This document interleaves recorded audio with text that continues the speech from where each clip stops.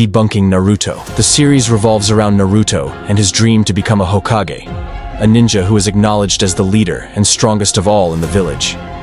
12 years before the start of the series, the nine-tailed demon fox attacked Konohagakure, destroying much of the village and taking many lives. The leader of the village, the fourth Hokage, sacrificed his life to seal the Nine Tails into a newborn, Naruto Uzumaki. But Naruto was shunned by the villagers, who out of fear and anger, viewed him as the Nine Tails itself.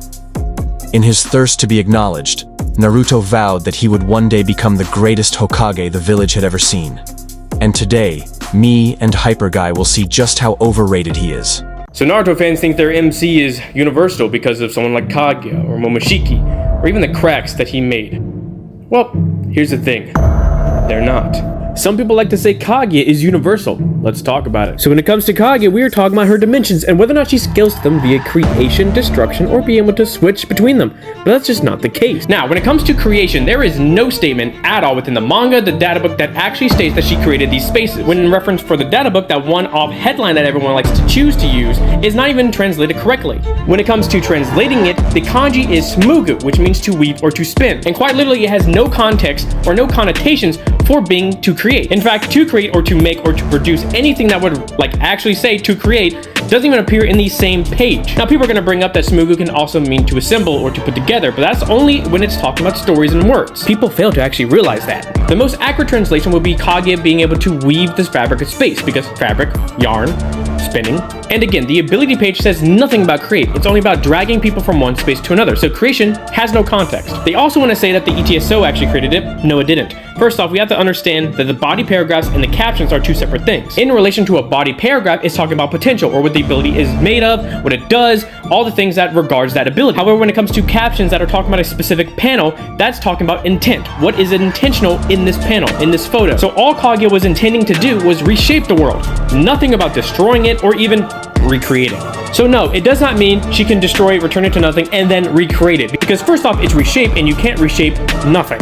Then people try to say that she scales them via destruction. Now, I can understand this method because of the ETSO. Obviously, it already says something about destruction, returning it to nothing. Now, I could argue the fact that she doesn't even scale to the ETSO because she required the Shinobi Alliance chakra in order to stabilize the Biju and create this truth-seeking orb. However, I'm not even going to do that because these spaces are not even beyond planetary. The reason why we know this is because in the Emi no Minaka databook page that actually people talk about the fact that it's creation, no it's not, we actually get to know about the dimensions. What are the dimensions of ice, lava, sand, supergravity, and acid? In the manga, they also use these same properties to describe their worlds or dimensions. So this is putting up a pretty clear property of what the dimensions are. It'd be like me running into the house saying, hey, there's a big dog outside. You go out and see a chihuahua and a mastiff. What dog do you think I'm talking about? So clearly when they're applying a property or adjective to a noun, that adjective sticks.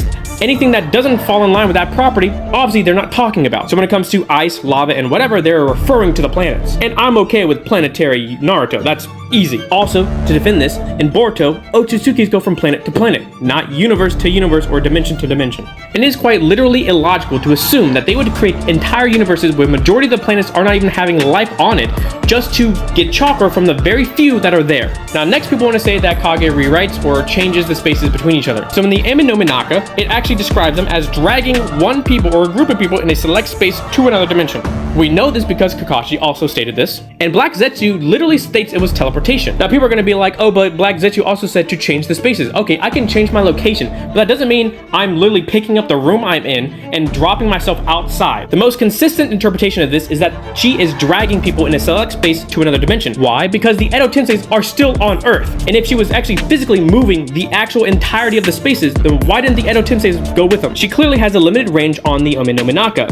And even if she was changing these spaces, they're planets at most, as I've proven.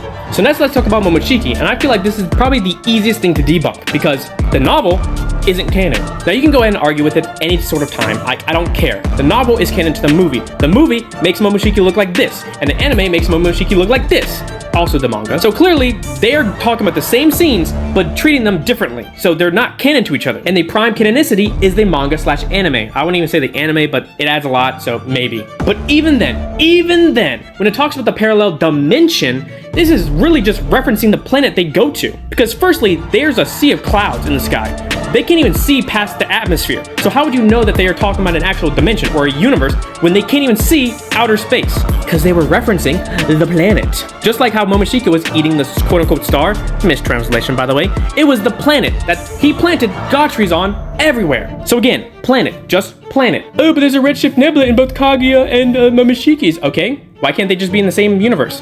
Nothing stopping that. And last but not least, the cracks in dimension. Now this one is also kind of weird. First off, it presupposes that the actual space that's being affected is the universe. You know, because Kaguya's world, Kaguya would mean, you know, the universe and blah, blah, blah, because she had created multiple universes apparently, but I've already debunked that, so I'm not going to go back. However, actually, it's very easily to determine what it's actually talking about. So pretty much to break it down, around Earth, there was cracks in dimensions or the space around the Earth that, Planetary actually saw. They try to say since Kanshiki, since that, it would be across multiple universes. However, that's not the case because Kanshiki talks about the space curvature. You know what space curvature is? When gravity or pieces of mass in space affect the fabric of space, essentially making gravity plummet space down to make a curve, to make a dip in space itself. And nothing does that but celestial bodies with mass. So it's essentially stating that Earth itself has so much mass inside of it that it is creating a space curvature far beyond the normal. And their sensing ability wasn't even on point because they went to every other planet before they even went to Earth. And they didn't even find the biggest chakra signature until they got it out of Gyuki and B. So clearly their sensing ability isn't even all that great anyway. All this would essentially mean is that the chakra that hasn't been harvested from the Earth essentially grew so much that the mass of the world itself is adding on top of it. Because if 10 is the normalcy for planets, okay, then the Earth adding 6 to it doesn't really do much. So the Earth apparently is universal if we take this argument. But yeah, nah, Planetary to large Planetary, that's about it. But universal solar system stuff, puh. Now that my app is done, Kami, how fast are they? Now, when we talk about speed in Narutoverse, we see arguments for infinite and immeasurable speed, with infinite speed being described by both VSBW and CSAP to be able to cross finite distance in 0 time, or move an infinite distance within a finite amount of time. As for immeasurable speed, they describe it as movement unbound from the flow of linear time, which cannot be measured. Given that S equals d/t, if t is undefined, the speed formula cannot be applied. Now why is this important? Because many people think Hagoromo is in this range of speed, which is not even close to being truth. Let me explain more. Argument goes to say that since he was able to meet with both Naruto and Sasuke, he would be able to cross time, giving him immeasurable speed. But he didn't actually cross time though. We know this because his reincarnates have his chakra, so they can basically summon Hagoromo. This in a sense is crossing time, but not in the way it would give him immeasurable speed. He can just meet his reincarnates in a different period in time as a ghost. This is supported as he even states he crosses generations as chakra. He says that only reason he is able to emerge like that is because their chakra are finally one. To support my argument even more, Kushina did the exact same. Kushina didn't travel through time. Minato simply sealed some of Kushina's chakra into Naruto so she would appear. But there are other arguments for this range of speed, so let's talk about them too. Momoshiki moving in stopped time. Now both times when it's stated, it's been an assumption by both Boruto or Sasuke suggesting they don't actually know what it was, so using this feat would be fallacious. Secondly, they are all bound by time. This is shown when Momoshiki stops time. Stopping time doesn't mean you transcend time. It just means you have time manipulation, and it's only basic levels of time manipulation. When Momoshiki stops time, Sasuke, Boruto, and Naruto are frozen. We know this as Boruto states he can't move. Furthermore, Boruto states he felt paralyzed. And when Momoshiki disappeared, that's when time resumed, thus proving Naruto, Boruto, and Sasuke are bound by time. In light novels, Naruto was seen dodging photons, but does that really matter? So basically, you can't find the time frame or distance of this feat, therefore is not a valid feat to use to scale Naruto, as speed equals distance over time. Regardless of this, people argue that because it says they are meeting face to face, meaning they're close. The saying meeting face to face just refers to meeting someone in person. To support this, it's stated that it's their first time meeting face to face, making this feat invalid. Now let's talk about KCM multipliers. Naruto fans love to argue that Naruto gets 100 times stronger and faster in KCM 1 because of Kakashi's statement. However, this is simply not the case. Kakashi states that he can't maintain shadow clones because it forces him to divide his chakra into equal portions, which isn't good for him, as he doesn't have a lot of chakra to begin with. He then goes on to state that Naruto normally has 4 times more chakra than him, but without the suppression of the 9 tails chakra, he would have 100 times more chakra than him, meaning that it's at best amplifier of 25 times, as 100 divided by 4 equals 25. Even so, it's up to a debate if it's even applicable to Naruto's stats.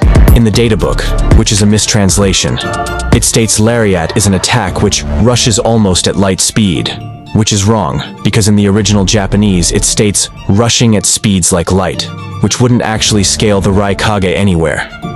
Firstly, this statement can be interpreted as a simile. The simile, like light, just refers to one being fast, or infers someone is moving really fast.